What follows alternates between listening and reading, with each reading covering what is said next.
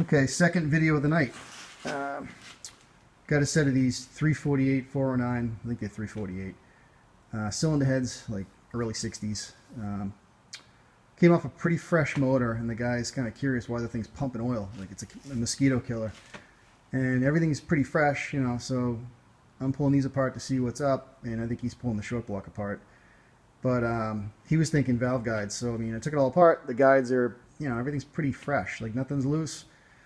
You know, seen a lot worse. Like somebody had gone through these and you know, valve jobbed them, and the valve seals, it's got these little umbrella seals. They're nice and soft, so they're, you know, they're not that old.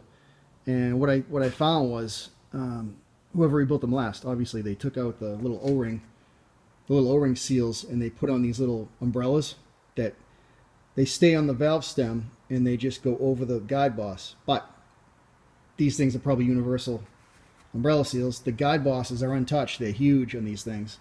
See it? So what's happening is that the umbrella is actually smushed over the guide boss like a positive seal on the exhausts. Now here's an exhaust right here. Excuse me. Here's an exhaust. The valve's closed, and they literally smushed. I got to pull them off of the guide boss. They're on there. Now the intakes, I mocked one up, and what's happening is, get down there. When you put these on, if it ends up touching, if you have any more than stock valve lift, like see right here, that's the valve is all the way closed and the seal is pushed all the way down. You only got about 300 thousandths. Right there, you got a pump.